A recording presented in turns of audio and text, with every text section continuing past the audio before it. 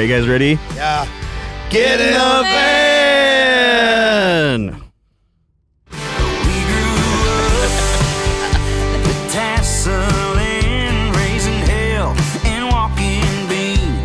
All right, welcome to Get in the Van. I forget what episode this is, but we are driving from Iowa City back home. It is a Sunday. We have played at the Wildwood on Friday and the Law Office in Yorkville, Illinois last night. Really great show. So this is the Get in the Van podcast. Woo! All right, now I'm centered. Okay, I'm good now. Get in the Van podcast. We have Wicked Things news. First thing on the news item list is we have a new EP out. It's called Golden Buckle. You can stream it everywhere that you stream music. It's fully out there. Yeah, get in the comments. Tell us what your favorite song is. Listen to the crap out of that, and we'll have a good time. Next news item, Corey and I are doing New Song November. It's a little project that we're doing where we each write a song every day of November. We're taking turns, kind of, switching on and off. So every other day, you get a new song that's still in the oven. Just want to make that really clear. These songs are written in a day, still in the oven, not the final product, but hopefully this is a cool little project exclusively on Instagram. So if you don't follow us on Instagram, go do that. It's Corey Waller and TWT. Corey Waller and TWT, at Corey Waller and TWT. And while you're at it, you can follow us on TikTok at the same username. Those two platforms we're pushing hard this year. And so we're doing this special New Song November project exclusively on Instagram. So pop over there, listen to some of the songs that are baking. And who knows, maybe you'll see a snippet of that on the next album. I mean, I can almost guarantee that. Yeah, some of these snippets are going to end up on the next album after we cook them fully and get them ready for consumption. So, check that out. When the fork comes out clean. Yeah. Get the thermometer in there. Yeah. For clean, yeah. Mm-hmm. So, follow us on Instagram and TikTok while you're at it. Follow us on Bands in Town. That is where all of our latest show information is. As soon as a show is announced, it'll be on Bands in Town. You'll be the first person to know. If you want tickets, you can go to Bands in Town. All of our ticket information is all in one place right there. To find us on Bands in Town, just go to our website, Corey Waller and thewickedthings.com. All of that information is there. On each of our social media platforms, we have a link tree with all of those links on there as well. So if you want to stay in contact with us and you don't know where we're playing, it is your fault. Say it how it is. Yeah. Just follow us. We keep track of that stuff. And so on that same train of thought, on our Bands in Town, we have a few important shows that were announced this month. The first one is February 6th at the High Noon Saloon in Madison, Wisconsin, and we're playing with Dan Lapine. Tickets are on Bands in Town or our website, so get tickets to that right now. We also had a show announcement. We were added to the bill at Iconic Fest in Brainerd, Minnesota. We are opening for Mark Wills and Pam Tillis, and also Confederate Railroad and Kentucky Headhunters are that weekend as well. The day before we play. So get your tickets for the whole weekend there. Again, tickets at Bands in Town or our website. And then the other show that we got added on to was Benefit the Vets in Worthington, Iowa, and we're opening for Tracy Lawrence and Aaron Tippin. Again, tickets on our website or on Bands in Town. Get those tickets early. Show up. Have fun with us. They're going to be great shows. That's all I have for Wicked Things news. So we're going to move on to our first segment, which is news that does not involve the Wicked Things. Just regular news. Woo! Yeah. Yeah. Get in the news. Get in the news. All right. Well, first bit of news is that legendary songwriter Todd Schneider passed away this weekend. Any thoughts on that, guys? Yeah. It's a sad deal.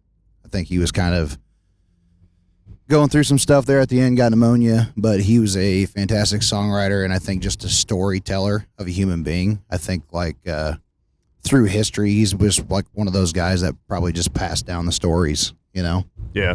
If you get on YouTube, you can look at hours of him. It'd be like if you watch a 30-minute video of Todd Snider live in concert, like 25 of that is him telling a story of a song, and it's hilarious. And that's just gone in the world now. So take a moment, listen to some Todd Snider records, and moment of silence. I mean, we just listened to a podcast today where, just losing everybody. Everybody's just going. All these amazing songwriters, Charlie Robinson, obviously John Prine, Keith Gaddis, like all these guys were losing. And good thing is we have their music that will live on eternally. And any other thoughts? Go get you some Todd Snider music. Have a laugh while you're at it. I mean, he's on a bunch of stuff too, like, and not even just Todd Snider stuff. Like, he's got cuts with other people too. So great storyteller. Well, that's kind of the cool thing too, is there's going to be a kid in high school right now that discovers Todd Snider, and it's going to change his life. Honestly, yeah, and that's all it takes. So, yep, music. So the next news item, this has been all over my Facebook and social media platforms, is an AI song has reached #1 Billboard Digital Song Sales Chart. #1 on the Billboard Digital Song Sales Chart. So we're just we haven't touched on AI. I mean, we've kind of been, I don't know. I don't feel one way about it, but maybe somebody has opinions on this. Right. I think so. It's important to note that the #1 Billboard Digital Song Sales Chart, that chart is kind of useless now because nobody buys music online. I was just going to say that. Yeah. I wanted to put an asterisk in that because it's not the streaming, it's the sales, which it means basically iTunes, which basically means there was like 3,000 people that bought that damn song. Yeah. Yep. That's not very much. Right. It does not take a whole lot of money to just go to the store and buy a #1 digital download song. Literally, it's like $3,000 or $4,000. If you want to spend that money to say you have a #1, you can totally do that on this chart. So that's probably why it's happening. But everybody's up in arms. Hot headline, though. Yeah, it's a hot headline. Yeah, exactly. But it gives us an further excuse. discussion. Yeah, gives us an excuse to kind of talk about AI and the role in specifically, I think, country music. Let's start there. Any thoughts? What are your thoughts on AI and country music? I have a thought. Well, okay, you just said country music, but I have a thought on AI in general. Okay, yeah. I come from my day job. I work in the graphic design department, and so we're obviously seeing a lot of that in visual art as well. And I kind of had the idea in the past few weeks, just because it's like every week there's more AI, more AI. I was like, I guess it's fine, but we just need to make it clear to the consumer or the listener or the viewer or whoever that it is AI. I think that's the real issue. So what if I don't know, is there legislation that needs to be passed? Anything that's AI, a video, a image, a song. You know how there's like the circle R or the TM for trademark? Sure. What if there's just a circle AI for everything? Yeah. I think that would like fix a lot of problems. You know what I mean? I don't know. Yeah. Just tell the people what it is. Yeah. That's where I'm at with it. I think that's one thought. Is it like so you're saying like put that on it to do like the support local businesses kind of thing where it's like it's not even to like you're not necessarily even calling them out, but it's just straight up like telling it what it is. AI generated. Stop trying to be a human, and just everyone that sees this piece of media knows it's AI. Yeah. I would like to see something like that. Here, like this is my thought from personal experience, specifically in country music. I still feel, and this may change, but I still feel like I can spot an AI country music song from a mile away. Yeah. I still feel that, and that may change when the algorithm gets better, and I know it's getting better every day. My personal experience is I've never, and this changed this weekend, I've never liked a song that I've found out is an AI song. I'm always like, this is a piece of crap, like unlistenable, to me personally. But then there was this techno song that was on TikTok, and tried to find it. I was like, oh, this is cool, this is catchy, like house music, and I looked it up on Spotify. It wasn't on Spotify. Found out that it's not on Spotify because it's entirely AI generated. There's no way in the world that I would be able to distinguish in that genre of music between an AI song and a DJ creating that house track. Well, yeah, in that sound music, you're all in the box. There's no, human playing an instrument, which is fine. That's not calling that style out, but that's just what it is. I think maybe my larger point too is that not all art is created for the same purpose, and I think that's a pretty general rule of art. Not all art is created for the same purpose. When I consume art, I consume it for a different reason than somebody who's going to a club dancing to that house track. When it comes to like labeling and stuff, I feel like that's only important to people who value creativity and value human emotion and all of those things, but that's not the everyday consumer. You know what I mean? Like,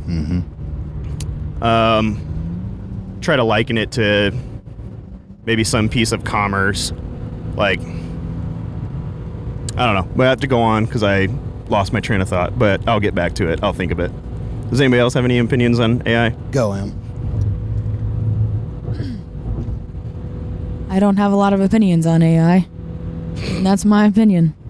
Okay, so on the MCMO, Midwest Country Music Organization, they threw it out there for a topic of discussion, what we all thought about that song being number one on the chart, whatever.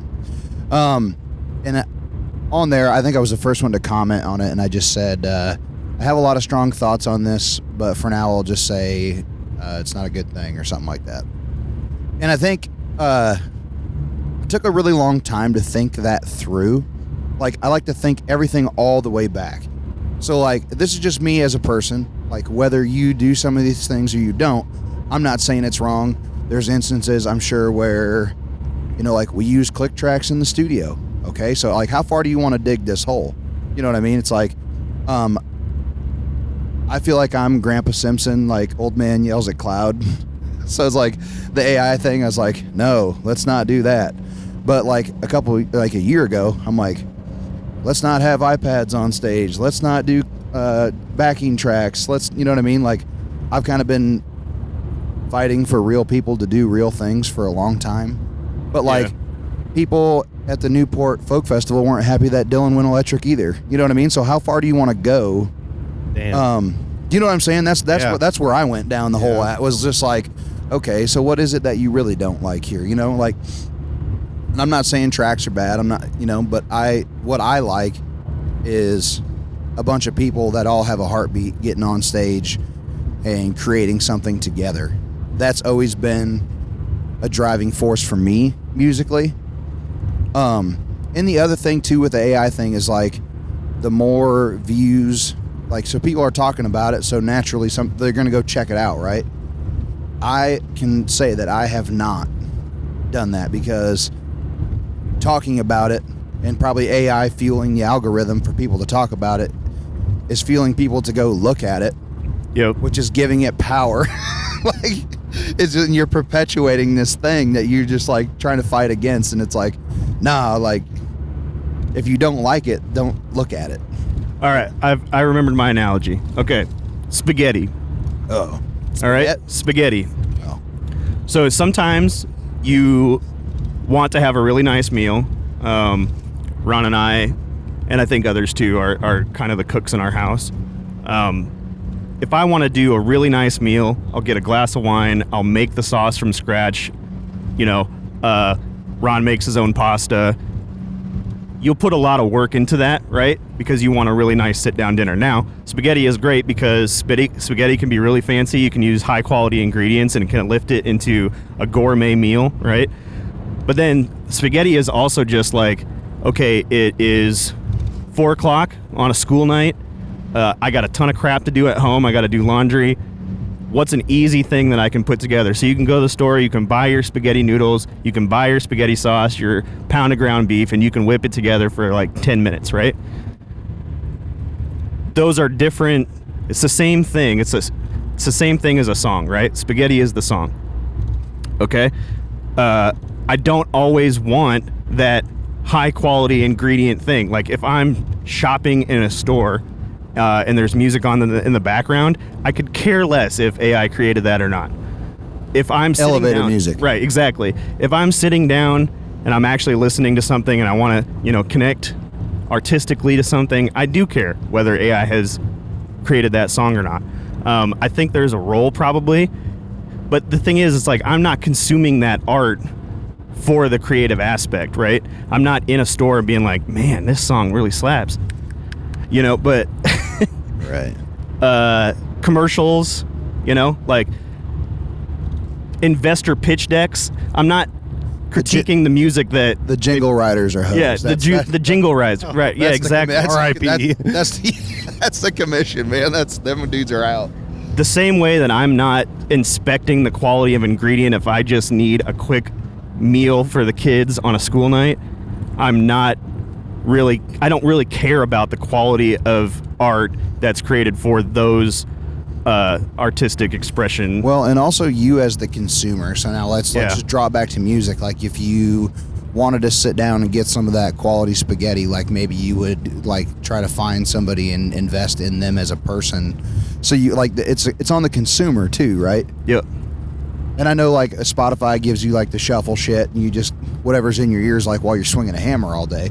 But like if you were going to sit down to try to enjoy this quality music, like maybe you could invest in the where it came from as well. Well, yeah, and it's like I think of it the same. We've had this conversation about the use of backing tracks, and it all comes down to the consumer. There is a consumer out there that goes to a concert not because they want to see talented musicians play the songs that they wrote and perform on the instruments that they're playing. They go because they want background music to drink a lot of beer and have fun with their friends, right? There's that type of consumer. And they could care less whether there's a banjo player on stage when there's banjo coming out of the speakers. They could care less. They are not inspecting that at all. They are inspecting something entirely different. What are they inspecting? Huh? What are they inspecting? Oh, you know.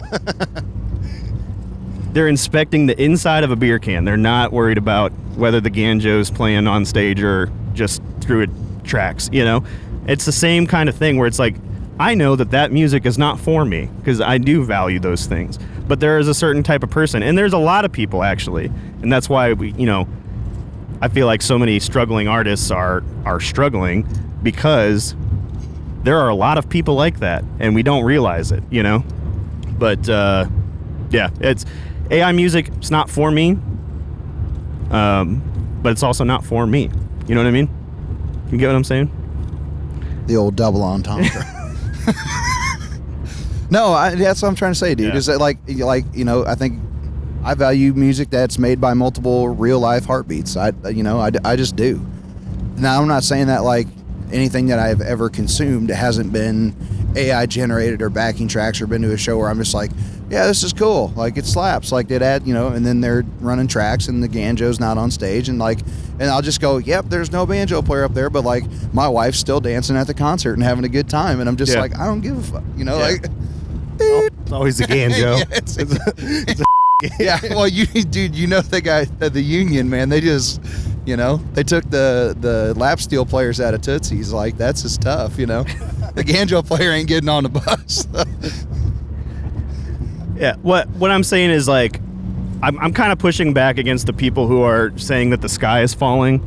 I don't think the sky is falling. I'm with you there.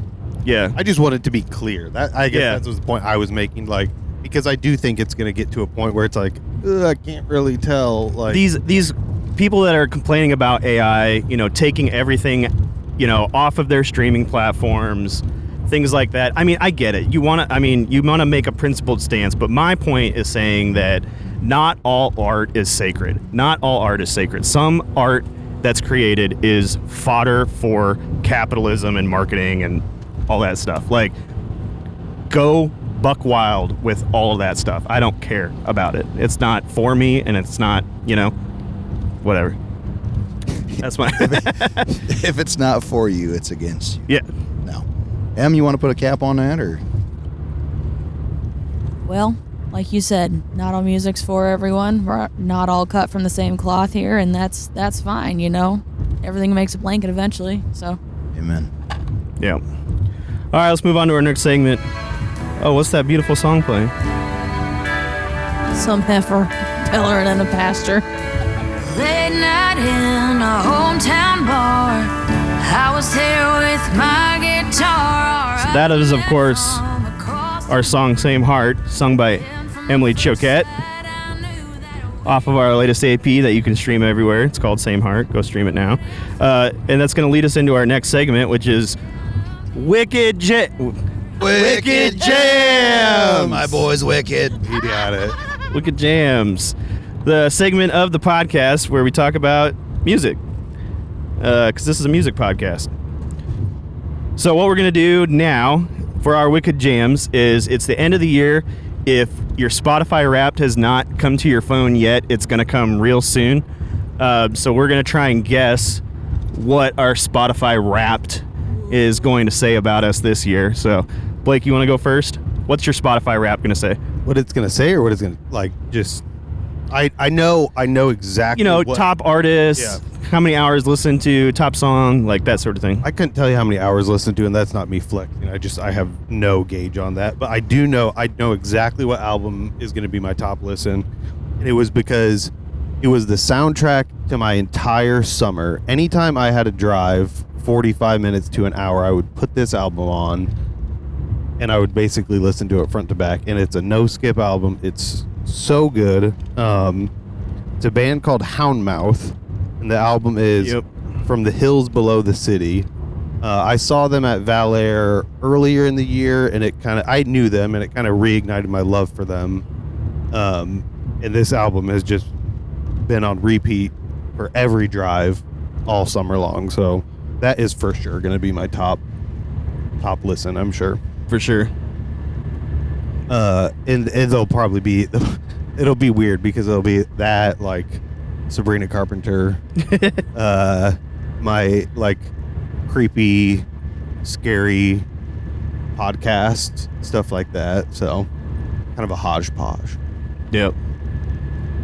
Corey, what's your Spotify Wrapped going to say about you?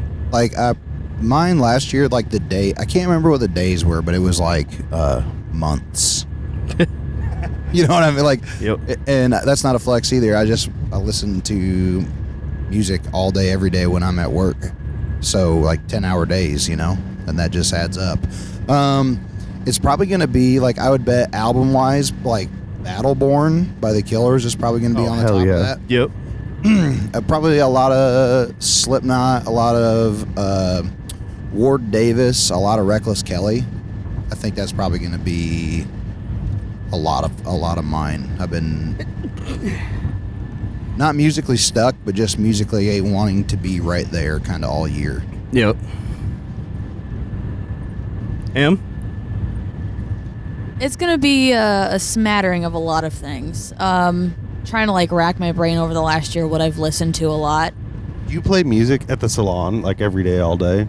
Are you putting together that music? No, I'm not. It's like a radio. Curating. It's like a radio station. People wouldn't want to listen to what I have to listen to. Force it down their throat. Poor Shirley over there is gonna be like, "What's this song?" I'm like, "This is Paint the Town Red by Doja Cat." Okay, honey. Yeah. Just give me a perm. Then. Yeah. But I know, like, there's been several albums / artists that I've listened to that I know I just have a good feeling is going to be on my, like, top 5, whatever. One of them is Bill Murray, like American Motorsports or like something like that. Yep. The album, great album. I listen to that all the time. I feel like Paramore's After Laughter album will be on there. I've been deep diving back into that every so often for a few days at a time. Muscadine Bloodline's going to be on there for sure. Oh, that was one I Yep. should have said too, man. That one. Coastal Plain. Coastal Plain and What Was And Left something Behind. else. Yeah, what was left behind? Yep. And especially now that their new album just dropped this Friday, Longleaf Lo-Fi. Yeah, And- I'm about to hop into that one. That, and then I think one of the other ones would probably be like Hot Mulligan will be on there as well. Sure. Are you going to that show? No, when is it? Where are they at? Valor. When? I think it's like December 1. December 1. December 1. Oh heck yeah. I don't. Want I'm to? thinking I'm about there. it. Yeah. You guys want to go? Yeah. I think mine will probably be Bill Murray. I listen to them a lot at the beginning of the year. This summer I hit sort of like a troubadour type thing with like Core Blund and Hayes Carl. I got really deep into them. Kenny Fiedler, MJ Lenderman has been a big one for me this year too. Trying to think anything else. Oh, Corey, who am I going to say? Who am I going to say? Speaking of those guys. What, the troubadour dudes? Yeah. Rodeo.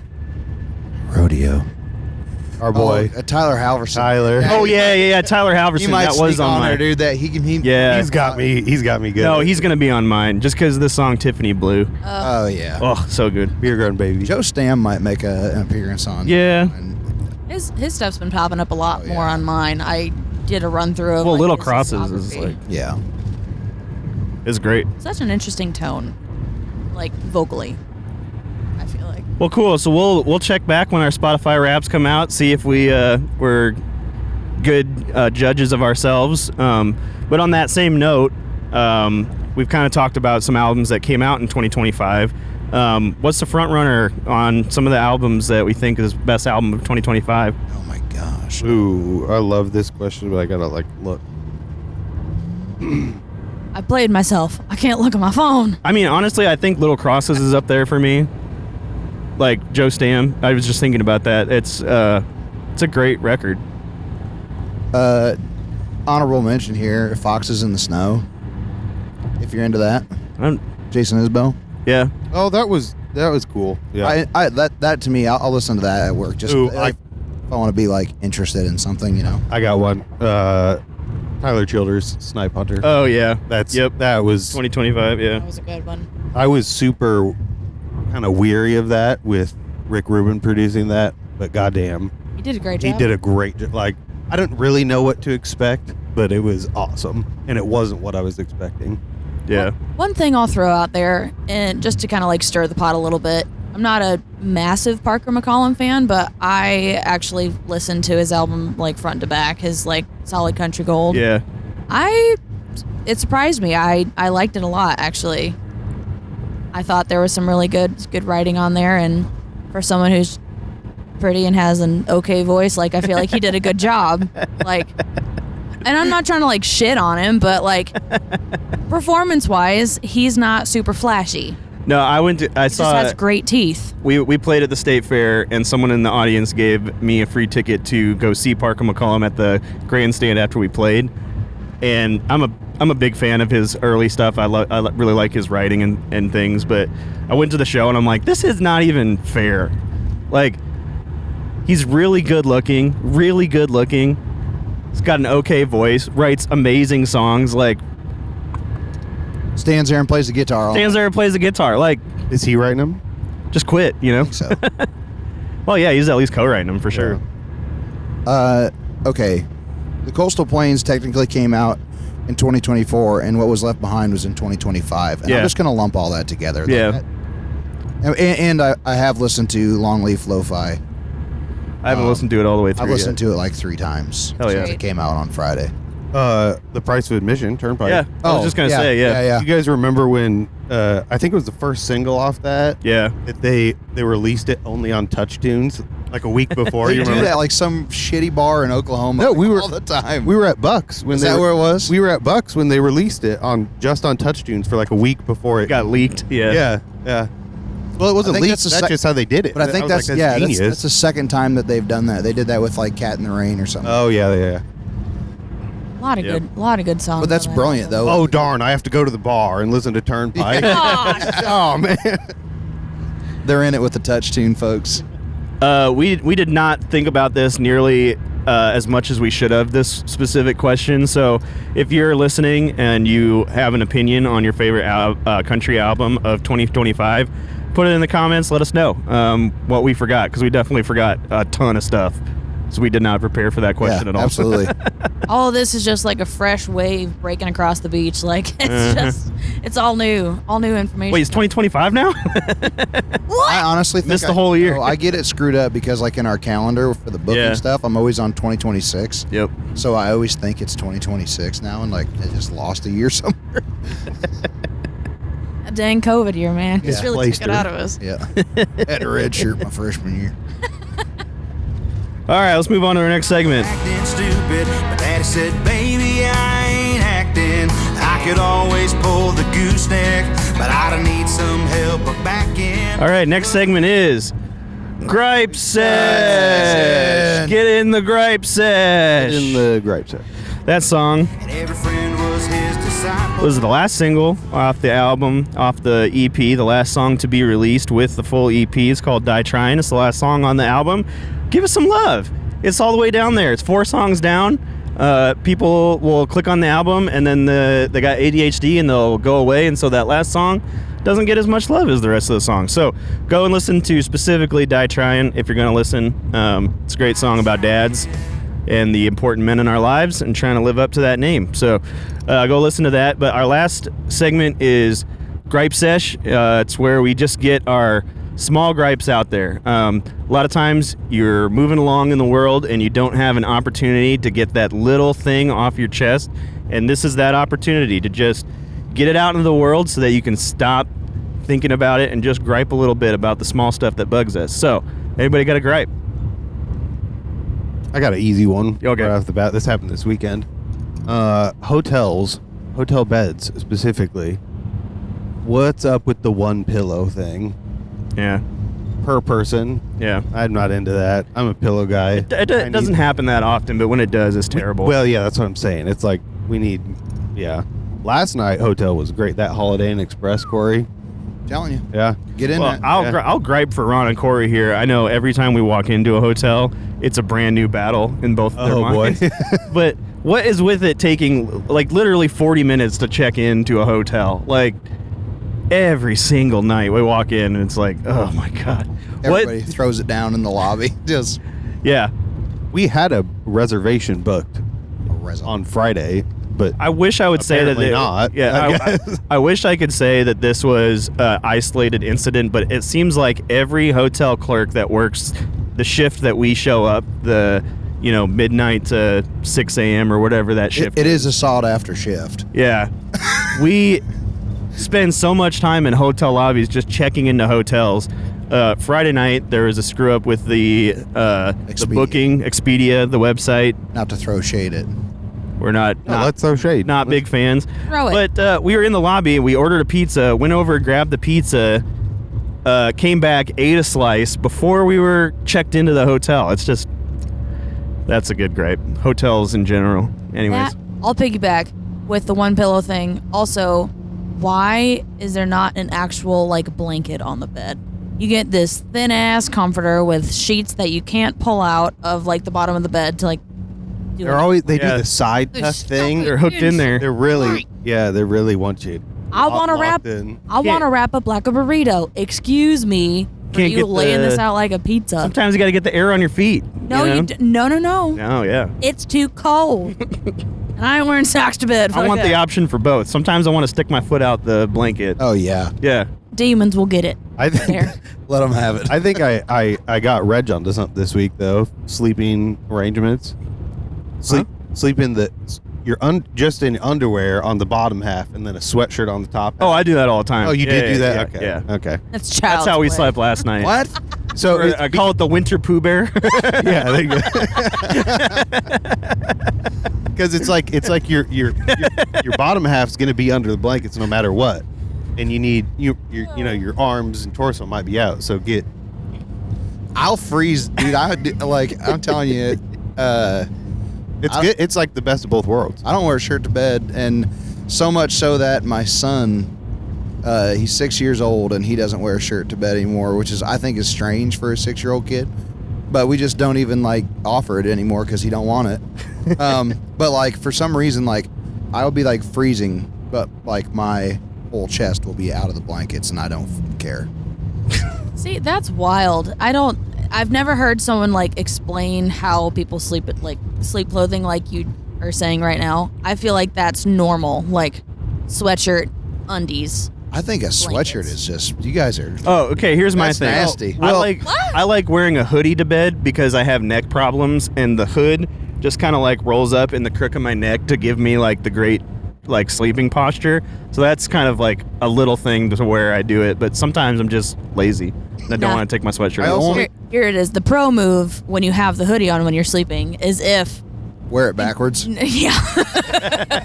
No, you pull that sucker like all the way up, tuck your hair in, and then you're just in a little cocoon. Oh yeah, when the sun comes up in the morning, you just pull that hoodie down over your eyes. Nah, you just sleep with it on. Miss Van Call. Yeah. Yeah. No, the sweatshirt thing, Corey, because I don't know, when you go, the first thing I do when I walk into the room is crank that AC. Yep.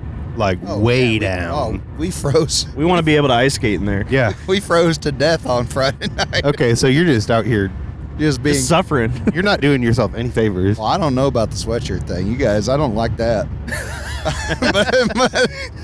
but no, I mean, like the only time I ever go to bed with a sweatshirt on is when you got that like flu. You know what I mean? You're like cold, but you're sweating it out. Oh yeah. And then I wake up in the middle of the night and shed that shit like snakeskin. I get rid of that. I can't have that. There are some nights where I want to sleep with socks on, and there are some nights that it feels like the worst thing in the world. No. I'm telling you. It's like you're putting a goose choker on your fucking ankles. Like, it's not good. I know that there's strong opinions about socks in bed, but there are some nights where socks are fine for me, and then there's some nights where I can't get them off fast enough. Makes my teeth itch just thinking about it. Yeah. The only time that wearing socks to bed is acceptable is if you're in the wilderness. Yeah. Or if you have Vicks on your feet. Yeah. I don't even wear That's all. socks when I sit under a recliner, bro. That suckers get gone. All right, I got a gripe. So I've been doing exclusively taco gripes, right? The last podcast I had a gripe about tacos. It was when rich restaurants try to, do a fancy taco and it just falls flat because it's terrible. My gripe this weekend is soggy tacos. Ooh. You got them soggy. And it does happen to be like, I think fancy restaurants do have this problem, but I'll give an example. So you remember Taco Apocalypse in Des Moines? Yeah. Yeah. So it was kind of like Asian fusion tacos, right? So like specifically like Korean food. And so a lot of the tacos had like kimchi on them. No matter what, I would go there and the bottom would fall out of the taco because it's just the amount of moisture in the meat and the kimchi, and everything is just sloppy, and you're just eating this like soggy, falling apart thing that barely holds it. I mean, tacos are not like a fortified food to begin with, right? Out of the goddamn thing. Yeah, the food's gonna fall out. Yeah, I hated that restaurant. It's not a solid thing, and that place was gross. I did not like that place. But it's like, all you have to do, you can cook the meat slow, right? Get all that flavor in there, but just pop it on the skillet before you put it in the taco. Cook all that water off. Get some caramelization on there from all the fat and all the, sugar and stuff in there. And don't make a soggy taco. Your tacos looked like it was like soup. Yeah, it was. When was that? No. But we're not. I'm just griping about soggy tacos, okay? That's right. They were delicious. They were just soggy. Amen, bro. Yeah. I haven't offered up a gripe yet, but can I turn it inward? Go for it. You gripe on yourself? I'm gonna gripe on myself. I'm gonna gripe. Just pile in there, boys. yeah. We're all gonna let one out on you. No, man. We usually, like, when I introduce myself to people. I say, hi, my name's Corey. And then they tell me their name, and I go, I'm shit with names. I just tell them right away because I won't remember. And I don't know why. I can't. Like, unless I've been with a person, like, 2 or 3 times, like, in their presence, like, I cannot remember people's fucking names. Yeah. I'm dog at it. And I bombed hard last night. Like, 8 times. Like...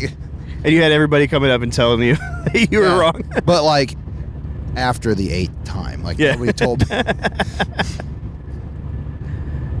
So I'm just. I'm terrible with names too. I get it. Like that's just a skill, like as a human being, and I think maybe it's from just like working construction. And everybody's name is like Craig and John and Jeff and shit. So like, you know what though? Like I'm gonna gripe on myself too. I wish I was better with names because when someone comes up and shakes my hand, somebody that I barely know and I don't remember their name, and they say, "Nice to meet you, Etheridge," or "Good to see you again, Etheridge," like they use my specific name.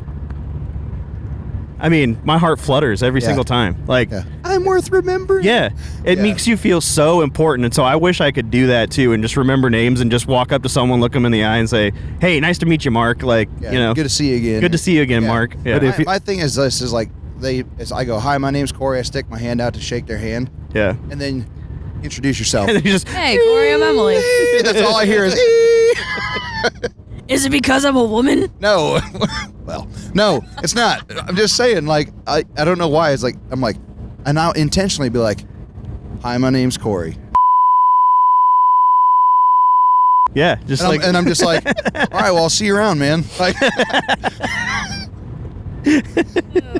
good to see you again, pal. The thing with names, But though, I'm not trying to be rude about it. Like, I care. I genuinely, I recognize faces. yeah, same. Em, you got a gripe? Yeah, I do. Probably have a couple. But one of them, this is kind of like going back to our experience this weekend with the hotel thing, but it's not just applicable to hotels. I'm talking about the setting you have on your shower head. Because water pressure. Water pressure, obviously, number one. However, I hopped into the shower yesterday afternoon, and it was like the mist one. Like, how do you get clean? These animals that are just living these places before you that God. You're like the produce section at a grocery store. Yeah, literally like, oh, good, let me wash my pits with this fucking mist, this rainforest mist. No, but there's people that get in there, like at your house, it never changes. You know what I mean? No, When you go I to- have some about that. So Katrina and I are opposites on the spectrum on this one thing, and it's where the shower head is pointed. Oh. She points the shower head straight across because she wants to feel the shower on her shoulders. I point the shower head straight down because I want to have the opportunity to not be in the shower. Like if I'm putting soap on, I don't want it to get washed off right away. So I'll step out of the shower, but she just wants it. She wants there to be no cold spots in the shower. So she points it straight at the wall, and then it like hits her right when she gets in, you know? Where did we? So we're constantly moving. She moves it up, I move it down. She moves it up, I move it down. Where Constant battle. Where did we stay that one time with the marble floors in that house? Remember they were that shower that was upstairs? Like I was the first one to get in the morning. Like I turned it on, it just smoked me right in the face. Like, and it wouldn't move. And I was like, "Oh, poor Em, when she gets in here, just gonna be fucking underneath of it." Like, Oh, that's funny. Wait, was that in Milwaukee? yeah, it was in Milwaukee. Yeah. That's where it was. Yeah, That house also had a bidet. yeah. Oh yeah. And, No one was brave enough to try it though. and I squirted it in the shower. Just wanted to see how far it goes. It was powerful. Shot it all over that glass. Sucker will give you a new O-ring if you're not Yeah. careful. Oh, and All right. I think that's a good opportunity to end the podcast. I wasn't done. Oh, you're not done. Okay, keep going. Sorry. We're talking about bidets, so. Yeah, I know. You got to be careful on the temperature of that too. literally. Yeah. Okay. All right. Shower heads, go. Anyways, it was just, I don't understand how people like have it missed out like that, or the other option is just like straight shot down. You know what I mean? Like Turbojet. the nozzle. Yeah. I was using that. One thing. I use it every once in a while on my shoulders. It's nice for certain occasions, but just for like everyday showering, not like a nice lazy shower, I guess. Yeah. But this is kind of adjacent. So with like the mist thing that happened yesterday, it reminded me a lot of like my Nana's shower and her personal like whatever. Instead of like the soft mist, it would be very forceful. Yeah. And then you just feel like you're getting jabbed with needles. Yeah. She's like, I love this shower. It's so nice. I'm like, you want to have skin left? Or Like you're in one of those water jet CNC machines. Yeah. Oh yeah. Yeah. yeah, this is so nice and relaxing. Anyways, Water tattoos. Just, watch the temperature on your bidet. Amen. I got a gripe with myself if we're gonna. Okay. Yep. Let's tear ourselves. Yeah, let's tear ourselves Tear up. ourselves I'll build you And back up. This has to do with the band, so this is funny. So, for those of you that don't know, I joined up with these guys at the beginning of the summer, and for this entire time until last night, I know what this is. I was standing outside talking to Ron, and I go, we were talking about the early days of the Wicked things, and I was like, yeah, I've never actually met Jay. And From J. Clyde. From J. Clyde. And he goes, what? There is no J. Clyde. And I mind blowing. I didn't know that. This entire time I thought that was a dude that I haven't met yet. A guy in our friend circle that we just haven't introduced you to. Yeah, We ate him. I legitimately, I was like, what's he doing now? Is he still doing music? No, He's some broke dick. Like he's work construction. So my now. dumbass this whole time was thinking that. I had no clue. Yep. Well, the world's full of surprises, isn't it? Yeah. Yeah. It sounds like a dude, though, doesn't it? Yeah. Yeah, man. He's J. Clyde. He was a dude. He was a dude. It was an entity. It was an alias. Corey Waller Is there still some J. Clyde stuff up there? on out there? Yeah, you can look. It's on Spotify. Spotify. Yeah. Yeah. Corey and Ronley's old band, J. Clyde. Go check them out. The early what do you days. got? Yeah, the early days. Yep. Yeah. Oh, we almost just. That was scary. Yeah, that was tight. All right, that's a good opportunity We almost died. in the podcast. Go listen to Die Trying. Die trying or try dying. Do not crack your finger.